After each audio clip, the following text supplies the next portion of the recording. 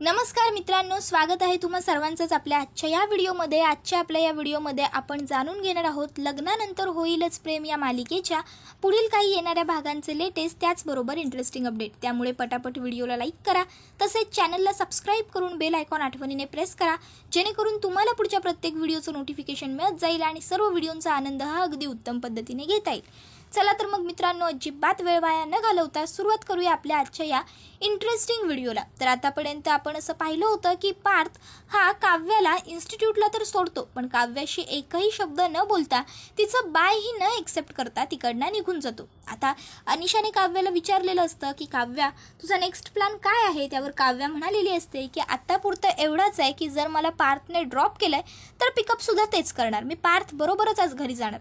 त्यावर अनिशा म्हणते, व्हॉट? पार्थ बरोबर? हाव इज पॉसिबल? पार्थ त्यांची वाटवाकडी करून तुला घ्यायला काय येतील? पहिले तर त्यांच्या ऑफिसचा आणि तुझा युनिव्हर्सिटीचा रस्ता सगळा वेगळा वेगळा आहे. त्यावर काव्य सांगत असते, माझ्या इन्स्टिट्यूटचा रस्ता जरी वेगळा असला तरी याआधी पार्थ मला पिकअप करायला यायचेच. मग आज जर ते मला पिकअप करायला येणार नसतील तर मी तर त्यांच्यापर्यंत वाटवाकडी करून जाऊच शकते ना. त्यावर अनिशा म्हणते, काव्या काव्या काय बोलतेस तू? मला खरंच नाही कळत आहे. त्यावर काव्या म्हणत असते, Anisha you just wait and watch, बघ पुढे पुढे मी काय काय करते आणि कसं कसं सगळं घडतंय. त्यावर आता अनिशा म्हणत असते की ठीक आहे, बघू तरी नेमकं काय काय घडतंय आणि कसं कसं घडतंय ते. त्याबरोबर आता काव्या विचार करायला लागते की मला काय करता येईल, कसं मला पार्थ बरोबर घरी जाता येईल. काव्याला काही सुचत नसतं. अनिशा म्हणते, मॅडम आज इथंच थांबायचं की लेक्चरला जायचं? काव्या म्हणते, हो जाऊयात ना. अनिशा आणि काव्या लेक्चरमध्ये येतात. काव्या लेक्चरला अजिबात कसलाच विचार करत नाही, मन लावून मनापासून लेक्चर अटेंड करते, छान अभ्यास करते. आणि अभ्यास करून झाल्यावर ती बाहेर येताना तिला दिसतं की एका मुलाच्या बाईकचा टायर पंक्चर झालाय. त्याबरोबर आता इथे खूप भन्नाट आयडिया सुचलेली असते हिला. आणि मग आता अनिशाला लगेचच ती म्हणते की चल आता मी निघते. त्याबरोबर आता विचारते अनिशा की तू नक्की काय करणार आहेस काव्या, कुठे जातेस? त्यावर काव्य अनिशाला सांगते, आगे आगे देखो होता है क्या, सबर का फल मीठा होता है. आणि आता काव्य थेट निघालेली असते पार्थच्या ऑफिसला. आणि आता ऑफिसला आल्याच्या नंतर ती सगळ्यात आधी वॉचमनला विचारते की पार्थ सरांची गाडी कुठे आहे. वॉचमनला आता काव्या पार्थची बायको आहे हे माहीत नसल्यामुळे वॉचमन म्हणतो, तुम्हाला काय करायचं आहे आमच्या साहेबांच्या गाडीचं? काव्या त्याला सांगते, कारण मी तुमच्या सरांची बायको आहे. त्यावर लगेचच आता वॉचमन हा काव्याला, सॉरी मॅडम माझं चुकलं, मी चुकून तुम्हाला असा प्रश्न विचारला, खरं तर मला माहीत नव्हतं वगैरे वगैरे सांगायला लागतो. ती म्हणते, इट्स ओके, काहीच प्रॉब्लेम नाही, मला सांगा ना कुठे आहे पार्थची गाडी. त्याबरोबर वॉचमन काव्याला अगदी पार्थच्या गाडीपर्यंत आणून सोडतो. त्याबरोबर काव्या लगेचच त्याला थँक्यू विश करते आणि सांगते, या आता तुम्ही जाऊ शकता. वॉचमन तिकडनं निघून गेल्यावर लगेचच काव्या तिच्या हाताला जी सेफ्टी पिन असते ती काढते आणि पार्थच्या गाडीच्या टायरमध्ये मारते. टायर पंक्चर झालेला असतो. वॉचमनने हा सगळा प्रकार बघितलेला असतो. वॉचमन काव्याला विचारतो, मॅडम हे काय केलं? त्यावर काव्या म्हणते, तुम्ही काही पाहिलं नाही, मी काही केलं नाही, समजलं? आणि मग वॉचमनला ती सांगते, तुम्ही तुमची ड्युटी करा. आता तो तिकडनं निघून जातो. काव्या ही रिक्षा घेऊन रिक्षात बसलेली असते. आता पार्थ येऊन बाहेर बघतो तर त्याच्या गाडीचा टायर पंक्चर झालेला असतो. पार्थ विचार करतो, अरे यार आधीच दमलोय मी, आता रिक्षासुद्धा मिळणार नाही, कॅब बुक केली तर वेळ लागेल, काय करू? इतक्यात त्याला बाहेर रिक्षा उभी असलेली दिसते. पार्थ खूप खुश होतो, म्हणजे अगदी मरणाऱ्याला अमृत दिल्यासारखं कसं वाटेल तसं आत्ता पार्थला फिलिंग आलेलं असतं. पार्थ अजिबात वेळ वाया घालवत नाही. तो पटकन धावत पळत बाहेर येतो आणि रिक्षावाल्याला हाक मारतो, रिक्षा रिक्षा. त्याबरोबर रिक्षा ही तिथेच जागेवरच थांबलेली असते. रिक्षा पाठी पुढे काही हलत नाही. पार्थ रिक्षाला विचारतो, आशीर्वाद बंगला? त्यावर रिक्षावाला, गाडीत पॅसेंजर आहे साहेब असं सांगतो. पार्थ मागे बघतो तर काव्य असते. पार्थ काव्याला बघतो आणि म्हणत असतो, जा तुम्ही. आणि मग आता लगेचच पार्थ हा कॅब बुक करण्यासाठी मोबाईल हातात घेतो. काव्या पार्थला म्हणत असते, आज कॅबवाल्यांचा संप आहे.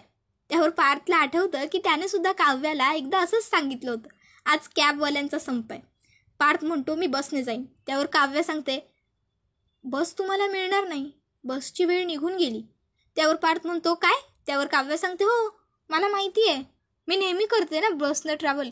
खरंच? का उगाच वेळ वाया घालवताय पार्थ देशमुख? चला ना बसा माझ्याबरोबर, जाऊया एकत्र घरी. पार्थ म्हणत असतो, तुमच्याबरोबर जाण्यापेक्षा मी चालत जाईन. काव्य सांगते, बाप रे, टॉप 30 आर्किटेक्टपैकी एक आर्किटेक्ट जर चालत गेला तर काय इम्प्रेशन होईल त्याचं? बघा, विचार करा, जर देशमुखांची सून चालत गेली तर तिचं इम्प्रेशन डाऊन होऊ शकतं. मग भारतातल्या टॉप 30 आर्किटेक्टपैकी एक आर्किटेक्ट चालत गेला तर त्याचं इम्प्रेशन किती डाऊन होईल. त्यावर पार्थ म्हणतो, तुम्ही उगाच माझा वेळ. त्यावर काव्य म्हणते, वाया घालवू नका. तेच म्हणते मी, वेळ वाया घालवू नका पार्थ. त्यापेक्षा रिक्षात बसा, आपण एकत्र जाऊ, हवं तर TTMM करू, तुमचं तुम्ही माझं मी, मग तर झालं. त्यावर पार्थ म्हणतो ठीक आहे. आणि मग आता पार्थ आणि काव्या दोघंजण एकत्र गाडीमध्ये बसलेले असतात. आणि आता रिक्षावाला विचारतो, साहेब तुम्हाला कुठे जायचं आहे.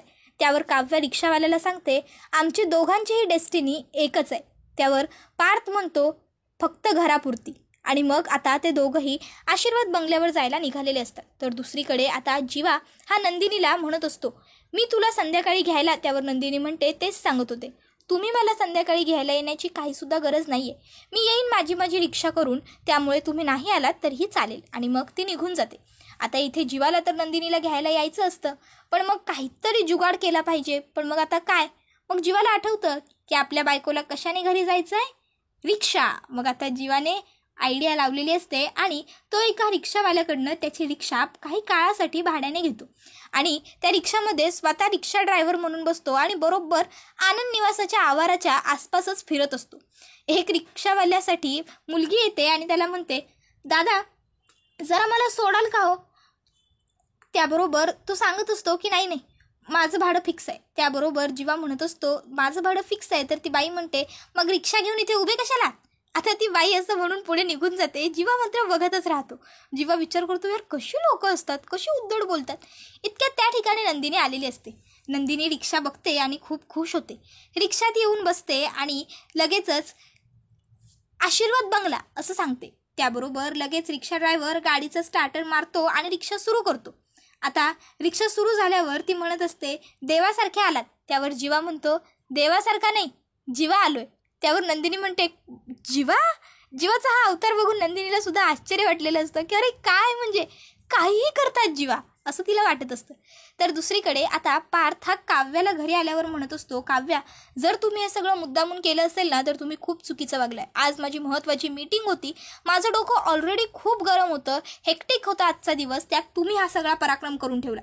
त्यावर काव्या म्हणते, पराक्रम नाही काही केला मी, उलट तुम्ही तर मला थँक्स म्हणायला हवं, मी तर तुम्हाला आणून घरी सोडलंय. त्यावर पार्थ म्हणतो, तुमच्याशी बोलण्यापेक्षा ना खरंच थोडा वेळ आराम केलेला परवडेल. तर दुसरीकडे आता जीवा हा नंदिनीला म्हणत असतो, नंदिनी प्लीज ऐक ना माझं. नंदिनी म्हणत असते, नाही ऐकायचं आहे मला तुमचं काहीच. का कळत नाही आहे तुम्हाला. अहो तुम्ही जे सगळं करताय ना त्यामुळे तुम्हालाही त्रास होतोय आणि मलाही. ठरलंय ना आपलं वेगळं व्हायचं आहे. आता दिलेत ना मी तुम्हाला डिवोर्स पेपर्स, मग करा त्याच्यावरती सह्या आणि वा मोकळे. आज 7 दिवसांपैकी 2 दिवस संपले, 5 दिवस शिल्लक. हा सगळा जो माझ्या भोवती वेळ वाया घालवतोय ना आत्ता, त्यापेक्षा त्या डिवोर्स पेपर्सवर सह्या करून मला मोकळं करा आणि नंतर तुमच्या त्या मिस केला घरी आणा. तिला घरी कसं आणायचं, त्यासाठी आईबाबांना काय सांगायचं, आईबाबांना कसं मनवायचं, आपण डिवोर्स घेतोय ही गोष्ट आईबाबांना कळल्यावर त्यांना काय सांगायचं, कसं समजवायचं, या गोष्टींचा जरा विचार करा. त्याबरोबर आता मात्र जीवा हा सिरियसली नंदिनीकडे बघतच राहतो. तो नंदिनीला म्हणत असतो, पण नंदिनी अगं डिवोर्स घेण्याची. त्यावर नंदिनी म्हणते, गरज आहे, आपल्याला डिवोर्स घेण्याची गरज आहे. तर दुसरीकडे काव्यसुद्धा पार्थकडे आलेली असते आणि ती पार्थला म्हणत असते, पार्थ एकदा माझं ऐकून घ्या. पार्थ म्हणत असतो, हे बघा काव्या, आता मला काहीच नाही ऐकायचं आहे आणि प्लीज घडलं तेवढं खूप घडलं, आता नको ना. कारण काय आहे ना, तुम्ही माझ्याशी जे काही चांगलं वागता ना थोडंफार, त्याने उगाच माझ्या मनाच्या कुठल्या तरी कोपऱ्यात आशा निर्माण होते की पुन्हा आपण एकत्र होऊ शकतो, सगळं छान होऊ शकतं. पण तसं काहीच होत नाही. शेवटी माझ्या पदरात काय पडतं तर फक्त आणि फक्त निराशा, नाराजी. त्यामुळेच तुम्हाला म्हणतोय, ही निराशी नाराजी परत माझ्या पदरात टाकण्यापेक्षा त्या घटस्फोटाच्या कागदपत्रांवर सह्या करा आणि तुम्हीही मोकळ्या व्हा आणि मलाही कायमचं मोकळं करा. अहो आता फक्त आपलं नातं 5 दिवसांपुरती उरलंय. जर आता तुम्ही माझ्याशी चांगलं वागाल, प्रेमाने वागाल, तर हळूहळू पुन्हा ज्यावेळेस तुम्ही मला सोडून जाल ना तेव्हा त्रास व्हायला लागेल या गोष्टींचा. तुमचं काय हो, तुम्ही पटकन पुढे निघून जाता घडलेल्या घटनांमधून. तुम्ही भूतकाळात रमत नाही, पण प्रत्येक माणसाचं तसं नसतं ना. काही लोक रमतात भूतकाळात आणि पार्थ तिकडनं निघून जातो. काव्या मात्र खोलीत एकटीच बसून असते. काव्याला सुचत नसतं की काय करायचं आणि काय नाही. काव्य अनिशाला कॉल करते आणि तिला सांगत असते, अनिशा अगं मी खूप प्रयत्न केले पार्थना मनवण्यासाठी, त्यांना समजावण्यासाठी, पण पार्थ माझं काहीच ऐकून घ्यायला तयार नाही आहेत गं. अगं ते फक्त माझ्याशी वाद घालायच्या तयारीत आहेत. बघतेस ना, कालही मी त्यांना पिकअप करण्यासाठी पार्थ त्यांच्या ऑफिसपर्यंत जाऊन पोहोचले, तरीही पार्थना काहीच फरक पडत नाही आहे. पार्थ मात्र माझ्याबरोबर वाईटच वागतायत. मी काय करू म्हणजे पार्थचा माझ्यावरचा राग जाईल? मी काय करू म्हणजे सगळं व्यवस्थित होईल गं? अनिशा, बोल ना काहीतरी. त्यावर अनिशा म्हणत असते, काव्या, खरं तर ना तू खूप अति केलंस. एकदा का रबर ताणला आणि खूप ताणला की तो तुटतो, आणि तुझ्या बाबतीतही तेच घडलं. आता जर तुला सगळं सुरळीत करायचं असेल तर एक काम कर, सरळ पार्थच्या समोर उभी राहा आणि त्यांना सांगून टाक की तुला त्यांच्यापासून घटस्फोट नको आहे ना काव्य, घटस्फोट. त्यावर काव्य म्हणत असते, मला नाही कळत आहे अनिशा, काय करू. त्यावर अनिशा म्हणत असते, काव्य तू पहिला तर एक दगडावर पाय ठेव, कारण काय आहे ना, तुझं 2 दगडावरती तळ्यात मळ्यात सुरू आहे. त्यामुळे जोवर तू ठाम होत नाही की तुला घटस्फोट हवा आहे की नको आहे, तोपर्यंत काहीच करता नाही येणार. जर तुला घटस्फोट हवा आहे तर मग सगळा प्रश्नच संपलाय. पार्थने तुला सगळं सोपं करून दिलंय म्हणण्यापेक्षा त्यांनी तुझ्यासमोर ताट वाढून ठेवलंय, घास वळून तुझ्या तोंडासमोर आणलाय, तोंडातही घातलाय. आता फक्त तुला तो चावून गिळायचा आहे, म्हणजे कागदांवरती सह्या करायचे. आणि जर तुला घटस्फोट नको आहे तर तुला पार्थ समोर उभं राहून ठामपणे त्यांना ही गोष्ट पटवून द्यायची आहे की तुला त्यांच्यापासून वेगळं व्हायचं नाहीये. आता काय करायचंय ते तू ठरव. आता काव्य फोन कट करते आणि विचार करत बसलेली असते. दरम्यान पार्थने तिच्यासाठी रेड वेल्वेट पेस्ट्री, त्याचबरोबर तिचे रीडिंग स्पेक्स सगळंच आणलेलं असतं. तो प्रकार आठवतो. त्यानंतर तिने पुस्तक मागवलेलं असतं आणि पार्थने स्वतःचं काम बाजूला ठेवून अनिशाजवळ पुस्तक पाठवून दिलेलं असतं. आय कार्ड ती विसरलेली असते, पण स्वतःच्या कामावरती जाताना उशीर करूनही पार्थने तिला आय कार्ड दिलेलं असतं.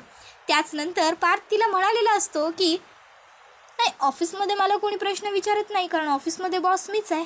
फक्त घरी तेवढं, ते सुद्धा तिला सगळं आठवत असतं. म्हणजे पार्थने तिच्याबरोबर घालवलेले सगळे बरे वाईट प्रसंग तिला आठवतात आणि ती ठरवते की आता मी पार्थ बरोबर बोलणार आणि त्यांना सांगणार की मला तुमच्यापासून डिवोर्स नको आहे. आता काव्या ही पार्थची वाट बघत असते. पार्थ ऑफिसवरून संध्याकाळी घरी आलेला असतो. काव्या ही पार्थ जवळ जाते. संध्याकाळी म्हणण्यापेक्षा पार्थ रात्री घरी आलेला असतो. खरं तर आता पार्थ लवकर घरी येणं टाळत असतो. पार्थ प्रयत्न करत असतो जास्तीत जास्त की काव्या उठायच्या आधी तो ऑफिसला निघून जाईल आणि काव्या झोपल्याच्या नंतर तो घरी परत येईल. पण काव्याने आता निश्चय केलेला असतो की मला पार्थ बरोबर बोलायचंय. त्यामुळे ती रात्री 1:30 वाजेपर्यंत जागी राहते. पार्थ घरी आलेला असतो. काव्या आता पार्थला म्हणत असते, पार्थ मला तुमच्याशी बोलायचंय. त्यावर पार्थ म्हणत असतो, काव्य हे बघा, मला काहीच नाही बोलायचं, मला जरा आराम करायचा आहे, मी खूप थकलोय, दमून आलोय. त्यावर आता काव्या म्हणते, नाही पार्थ, पण मला आजच तुमच्याशी बोलायचं आहे. कारण काय आहे ना, आज 7वा दिवस आहे. उद्या सकाळी आपल्याला आपल्या आयुष्याचा निर्णय घ्यायचा आहे. त्यानंतर आपल्या आयुष्यात पुढे काय घडणार हे अवलंबून राहणार आहे. त्यामुळे मला आजचा निर्णय तुम्हाला सांगायचा आहे. आणि मग ती म्हणत असते, तुम्हाला काय वाटतं, मला कळत नाही, तुम्ही मुद्दामून मी झोपल्याच्या नंतर आणि मी उठण्याच्या आधी निघून येता. मला सगळं कळत होतं, पण इतके दिवस मी तुम्हाला वेळ देत होते, पण आता बास. पार्थ, मला तुमच्यापासून घटस्फोट नको आहे. त्यावर पार्थ म्हणतो, काय? त्यावर काव्य सांगत असते, हो, मला तुमच्यापासून घटस्फोट नको आहे पार्थ. तुम्ही माणूस म्हणून वाईट नाही आहात. मला हे सगळा त्रास होत होता, ही चिडचिड होत होती, कारण माझ्या घरच्यांनी माझं लग्न जबरदस्तीने लावून दिलं होतं. तुम्ही वाईट नाही आहात. त्याबरोबर पार्थ म्हणत असतो, मी वाईट असलो काय नसलो काय, तुम्हाला काय फरक पडतो? तुम्हाला माझ्याबरोबर राहायचं नाही, हाच मुद्दा आहे ना. त्यावर काव्या म्हणते, मी असं म्हटलंयच कुठे की मला तुमच्याबरोबर राहायचं नाही आहे म्हणून. मला त्रास ह्या गोष्टीचा होत होता की मला शिकता येणार नाही पुढे. लग्न झालं तर आयुष्य, पुढचं फ्युचर, करिअर सगळं उद्ध्वस्त होईल. त्यावर पार्थ म्हणतो, असं काहीच झालं नसतं.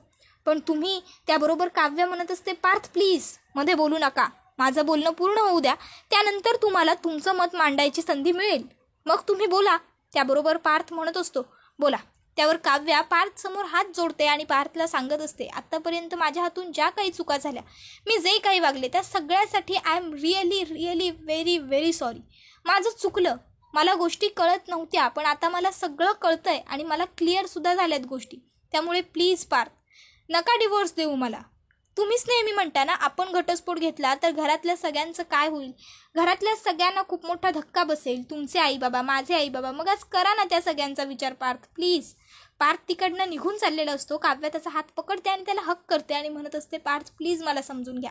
तर दुसरीकडे आता जीवा हा नंदिनीला सांगत असतो, नंदिनी मला नको आहे तुझ्यापासून घटस्फोट, मी ते घटस्फोटाचे कागद फाडून टाकतोय. त्यावर नंदिनी म्हणत असते, अजिबात असं काही करू नका. कशावरून तुम्हाला माझ्याकडून घटस्फोट नको आहे? कशावरून हे सगळं तुम्ही दडपणाखाली येऊन बोलत नाही आहात? काय पुरावा याचा? कोण साक्षीदार? त्यावर जीवा आता नंदिनीचा हात धरतो आणि नंदिनीला आणून त्यांच्या घरच्या देवघरासमोर उभा करतो आणि म्हणत असतो, हा एक साक्षीदार पुरेसा आहे ना? नाही, म्हणजे मला तरी असंच वाटतं, कारण सगळं घडतं ते याला आधीपासूनच माहीत असतं. त्यावर नंदिनी म्हणत असते, तुम्हाला काय बोलायचं आहे? त्यावर जीवा नंदिनीला म्हणत असतो, देवाच्या साक्षीने सांगतोय तुला नंदिनी, नको आहे मला तुझ्यापासून घटस्फोट, राहायचं आहे मला तुझ्याबरोबर एकत्र. हा अर्थात माझा फार काही पास्ट होता, तो पास्ट विसरण्यासाठी मला थोडा वेळ लागेल आणि माझी अशी इच्छा आहे की तो तू मला द्यावा. मी पूर्ण प्रयत्न करतोय तो पास्ट विसरण्याचा. मी तुला बायको म्हणून स्वीकारलंय नंदिनी, आणि आता त्यामुळे हळूहळू मला माझा पास्ट विसरायला मदत होतीये. पण जर आत्ता आपण वेगळे झालो ना या क्षणी, तर सगळं पाण्यात जाईल. अगं ढ विद्यार्थ्यापासून एव्हरेज स्टुडंट बनवण्यापर्यंतचे सगळे प्रयत्न तू केलेस, मग आता त्याला आणखीन जास्त पुढे नेण्यासाठी तू पुश करणार नाहीयेस का? त्याला नम्रात आणायचं नाहीये का तुला? त्यावर नंदिनी म्हणत असते, मी तर पूर्ण प्रयत्न करत होतेच हो, पण विद्यार्थ्यांनीच हात टेकल्यावर शिक्षक तरी काय करणार? त्यावर जीवा म्हणत असतो, विद्यार्थ्याने हात नाही टेकलेले, विद्यार्थ्याची तयारी आहे. कळतंय ना तुला मला काय सांगायचं आहे? त्यावर नंदिनी हो मला कळतंय असं म्हणत असते. थोडक्यात काय तर जीवा नंदिनी पार्थ काव्यात चौघांचाही घटस्फोट होण्यापासून थांबलेला असतो आणि चौघांनीही आता एकमेकाबरोबर आयुष्य घालवायचं हा निर्णय घेतलेला असतो. त्याबरोबर हा व्हिडिओ इथेच संपतो. व्हिडिओ आवडला की व्हिडिओला लाईक करत चला, त्याचबरोबर चॅनलला सबस्क्राईब करून बेल आयकॉन प्रेस करा, जेणेकरून तुम्हाला पुढच्या प्रत्येक व्हिडिओचं नोटिफिकेशन मिळत जाईल आणि सर्व व्हिडिओंचा आनंद हा अगदी उत्तम पद्धतीने घेता येईल. चला तर मग मित्रांनो, अजिबात वेळ वाया न घालवता आजच्या पुरतं इथंच थांबू. पुढचा व्हिडिओ येईपर्यंत ह्या व्हिडिओचा छान पद्धतीने आनंद घेत राहा. टाटा, बाय बाय, धन्यवाद, take care all of you.